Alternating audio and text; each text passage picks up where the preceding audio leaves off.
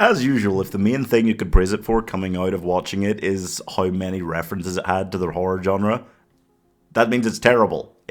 Stop praising it for having Easter eggs. It's not part of those franchises. It's just stealing shit. I'm gonna cut the bitch that did this. You having a good night?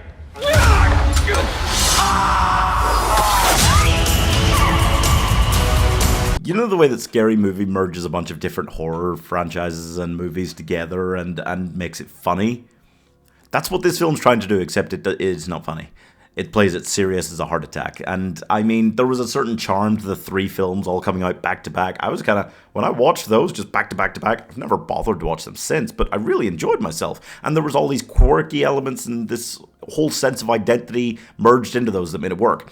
This doesn't have that. And also, it is just literally Scream thrown at prom night with some other 80s horror elements mixed in there. And it's just bad. And also, it's terrible at 80s nostalgia. I mean, the entire idea that this is set during the 1980s basically falls down to the fact that they played Rick Astley at the prom. Fear Street Prom Queen. Netflix liked Fear Street, so they're going to do it forever. Or what we've got here is Laurie, whose mother is a pariah in her town because of events from long ago. That's Scream. That's just Scream.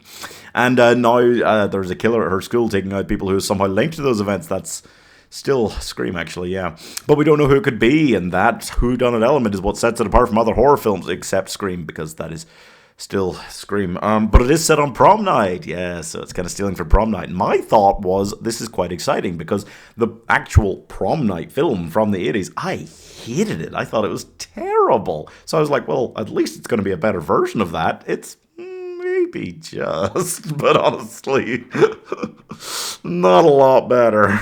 You have Laurie and her best friend who aren't cool, and then you have Tiffany Falconer, who is a mean girl. And she has her 3 friends that follow her around who are all, in a mean girl clique.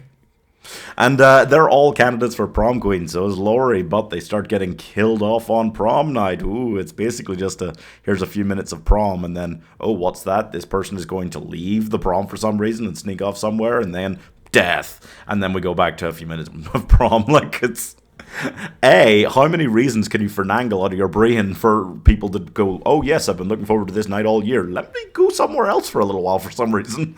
And B, what was the killer's plan if the specific people that they were going after didn't leave the prom for a few minutes, like, randomly? Like, it doesn't matter. None of that is dumb enough to match up to how dumb the dance-off sequence is. Oh, Christ! I just feel like the kill scenes were mostly lacking, the characters were mostly lacking. There was actually a twist that I enjoyed, but I feel like it just came too late in the movie. It's 90 minutes long, which is extraordinary, because you could have told me it's a full 2 hours and I probably would have believed you. I am as horrified by the killer's shiny costume, which really made me think of Deadpool saying why he wore his red suit today, as I am by the fact that they tease the leads being lesbians early in the film and nothing ever comes of it. In a Fear Street film. How dare you?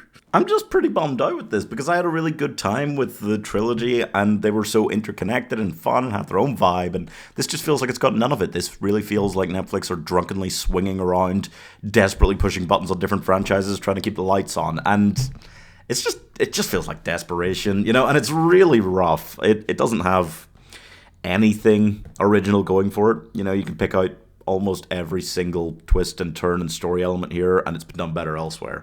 But it's also just, I don't know, I feel like the idea that you could just take this banner and be like, oh yay, look, horror, it's Netflix's horror thing.